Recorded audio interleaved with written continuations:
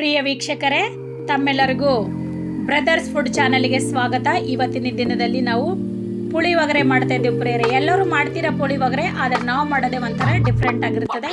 ಒಂದ್ಸಲ ಈ ಥರ ಮಾಡಿ ತಿಂದು ನೋಡಿ. ಪದೇ ಪದೇ ಪುಳಿಯೋಗರೆನೇ ಮಾಡ್ಬೇಕಂತೀರಾ, ಅರ್ಜೆಂಟಾಗಿ ಹೋಗ್ತದೆ, ತುಂಬ ಕಡಿಮೆ ಟೈಮಲ್ಲಿ ತುಂಬ ಟೇಸ್ಟಿಯಾಗಿರುತ್ತದೆ.